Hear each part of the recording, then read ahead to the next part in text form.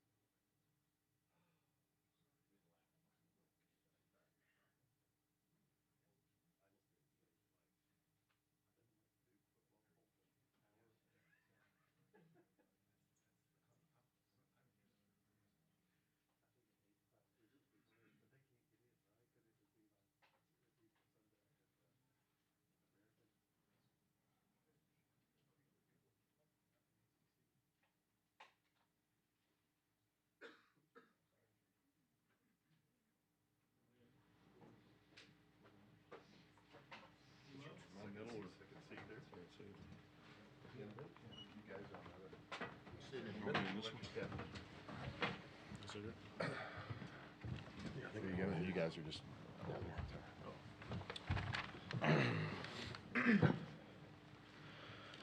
now joined by Coach Kirby Smart and Daylen Everette, Gunnar Stockton. We'll start with an opening statement by Coach Smart, and then we'll take questions for the players. Coach? Yeah, I'll start with thanking the SEC and the leadership in this conference. They do an incredible job with this event. It's so well run. Both fan bases passionate. I mean, it's one of the greatest championship games you can play in for a great conference.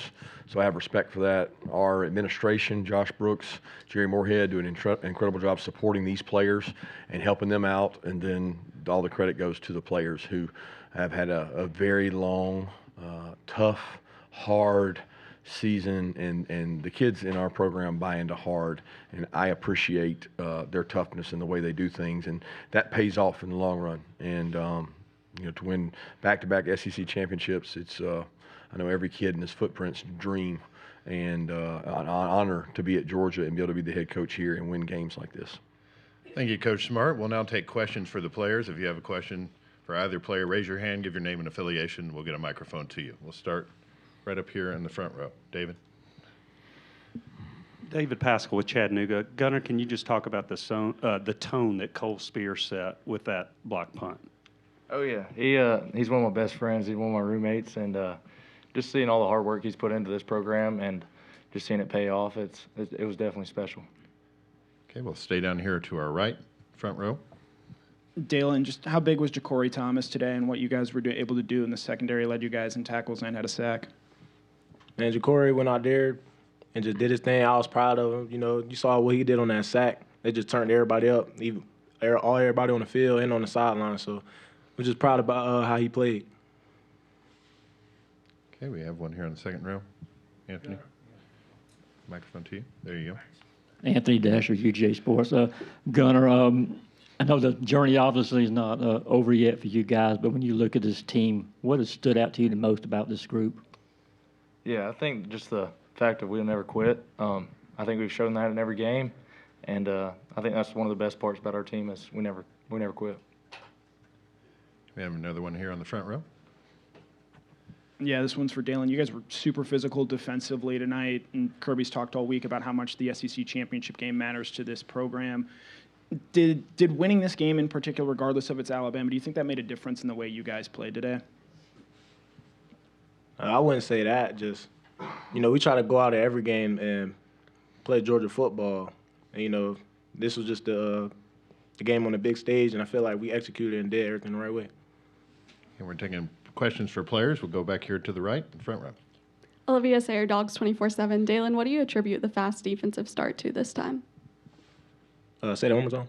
The fast defensive start, what do you attribute that to? She's saying we didn't give up a touchdown this time like we did every other game. Oh, yeah.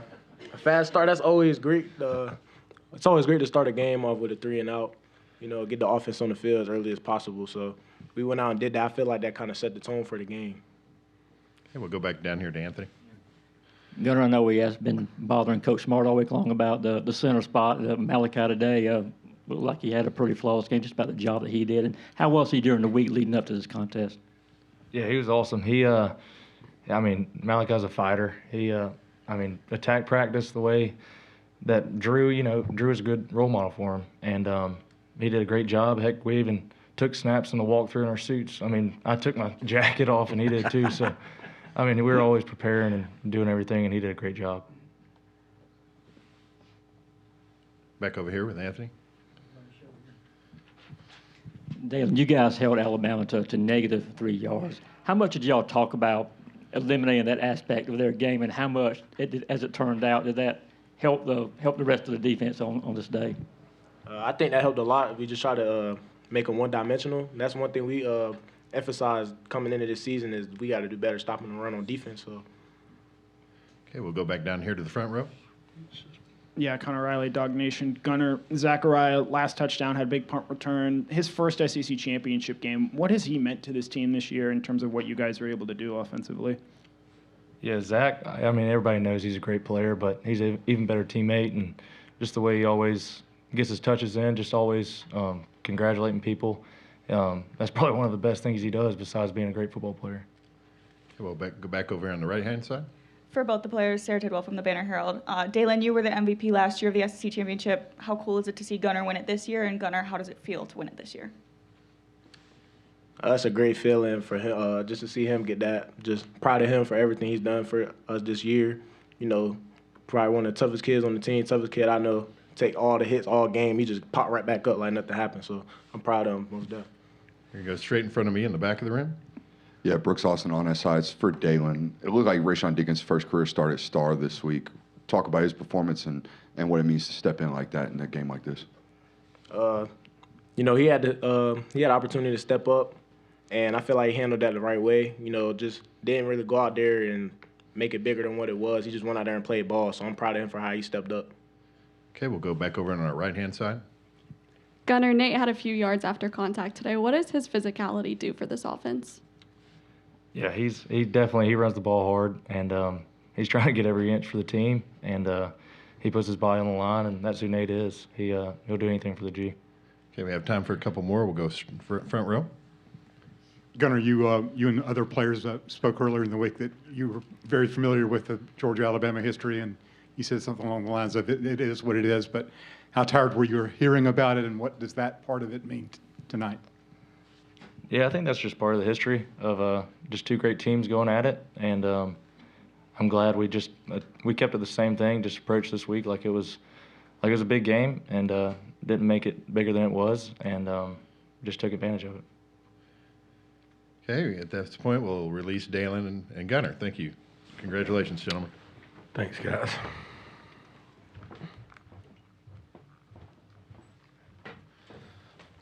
We'll now continue with questions for Coach Smart. If you have a question, raise your hand. We'll start over here on the right-hand side. Joe Menzer, SEC Network. Kirby, could you just talk about what a huge momentum change the block punt was, and then talk a little bit, too, about kind of how special the journey is that the kid who blocked it it was. Just unbelievable kid.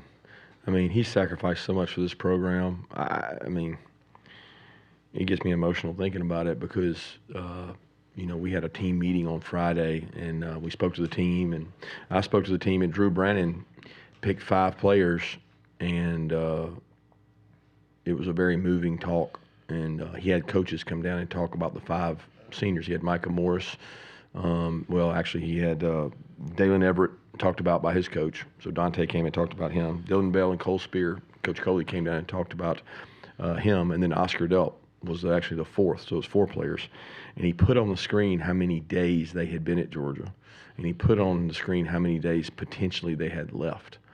And it was like they have 1%. I mean, I think they had been there 1,200 days at Georgia because they're all 4th and 5th year players. And basically, Coach Coley talked about Cole Spear's sacrifices. He got to be a really competitive receiver in the spring. He was playing really good, and then he got an injury in the spring game. And it set him back. And he never flinched. He never complains. He just does what he's asked to do. He's extremely fast and physical. And think about those players that Drew talked about and had their coaches come talk about. Dylan Bell scores touchdown tonight, huge in the game. Daylen Everette gets interception, huge in the game. And then Cole Spear blocks the punt. And Oscar played well also. And, you know, before he finished, he said, you know, stand up if you've beaten Alabama in a game.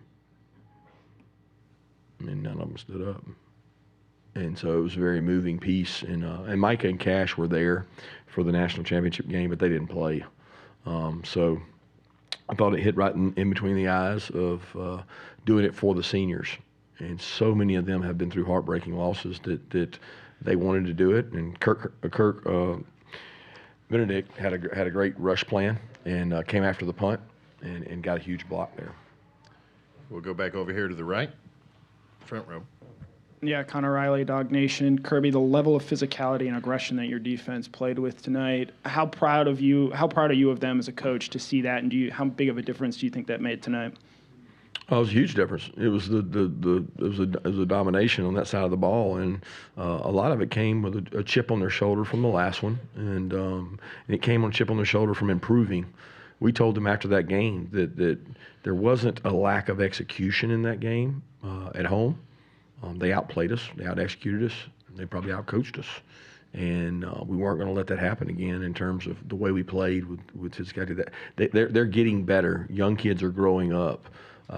You know, there's a lot of naysayers out there for Schumann and his staff, and they never flinched.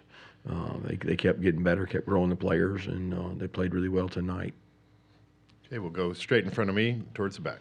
Yeah, Coach Brooks Austin on SI. Same question I asked Daylen. Just talk about Rayshawn Deacon stepping in at star today and how big of a task that is and how much of a challenge it is against that offense. Yeah, a lot of motion, a lot of adjustments, but I'll be honest with you, Dink's been practicing really well. If you go back, we got him a series against Charlotte, and we considered getting him series against Georgia Tech, and Jonell was playing. Jonell's dealing with a little a wrist, but he practiced all week. Jonell practiced and was good to go, and we were like, look, if Jonell's gonna have this club on, maybe we should just give Dink a series or two. And Dink went one series, another series. Things were going our way. He's a good football player. He's got some safety characteristics from his high school. He reminds me a little bit of Bullard, and he's got the potential to be able to move to safety and play. He's got a really good skill set, and he is the greatest kid. And I'm so hard on him at practice at times. He gets quiet, and I appreciate the way he takes hard coaching because it has not affected him, and it paid off tonight. Okay, we'll go over here in the second row to our right. Hey, Jordan Hill with Dogs 24/7. Kirby, the talk all week was about Malachi. What did you see from him during the week in prep for this, and just based on what you were able to see tonight, how do you feel like he held up? The biggest thing is get the snap there, right? That's 50% of the battle. Just get the snap there and get it accurate, and that was my concern. I knew he would play well, play hard, play physical. He did that, but I think the way we practice and what he went through last year prepared him for this year. He was prepared for this game because of everything he's been through. That kid, he had an injury, an ankle injury. Then he had he was out for another like 2-3 weeks with an injury. So, I mean, the kid's been through it. And he stepped up tonight, played well in Drew's absence, and I'm proud for him. We'll go straight in front of me, front row. Jeremy Johnson, Dogs HQ. Coach, how has this team been able to survive and thrive, when guys have gone down, guys are, these young guys stepping up? What's kind of helped you guys, continue to be able to keep the buck moving? Toughness, strength program. Look, guys, both those teams tonight were beat up.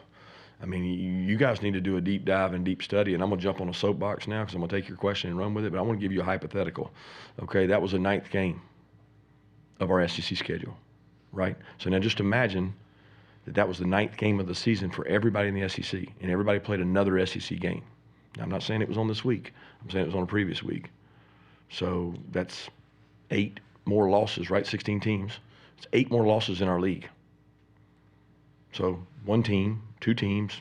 Let's say this last weekend it was Oklahoma and Ole Miss or whoever hadn't played yet. They played and they got losses, and then they're going to go to the SEC championship and play another game. Those 2 teams were beat up tonight, and that was the 9th game of the year. And we're looking at next year having another game. I mean, the coaches in our league are concerned about it, very concerned about it, and I wouldn't be doing my job if I didn't speak my piece and say that it's concerning. Because if that game affects Alabama, I don't know if it will or not. I have no say-so in it. I've sat in those shoes many times where that game cost you an opportunity. But hypothetically, every team just played another game in their 9th game. So there's 8 more losses.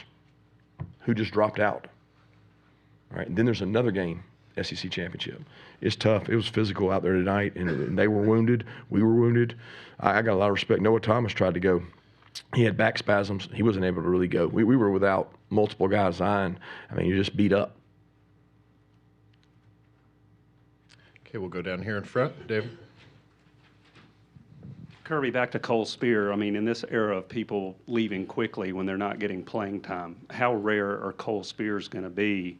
And as a follow, just how much did you enjoy seeing him produce that moment? Because some guys go through 4 years and never get to experience something like that. Yeah, I mean, I almost teared up in the locker room afterwards when we called him up to the top because that's going to be gone, guys.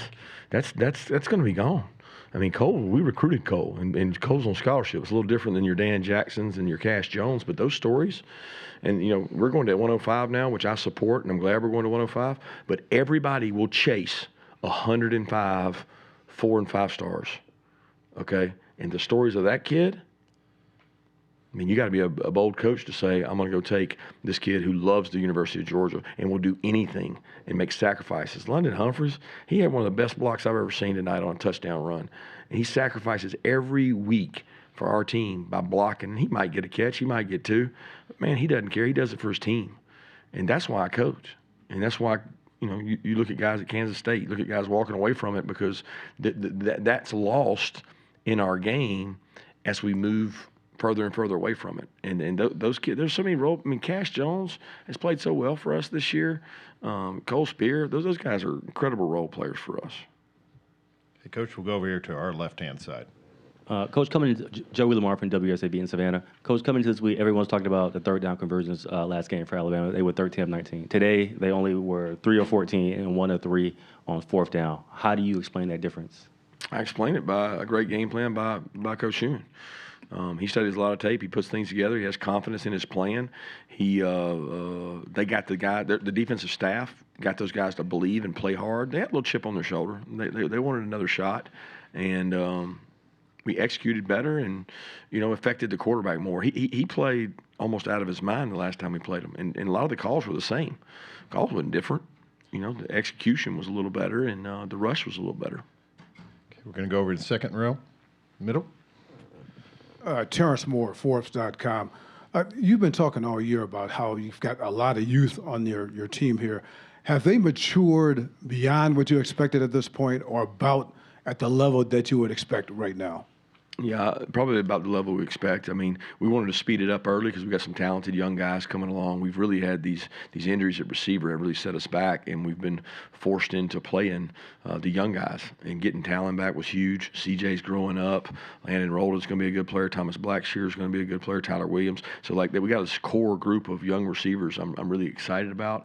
And then Dink, and Dom. I mean, we got these young O linemen, Elijah Griffin. I mean, so. We got freshmen that I now think of as sophomores because they came in the spring. So they've literally been here a full year, but it feels like they're sophomores. Coach, appreciate it, and thanks for your time. Congratulations. Thank you.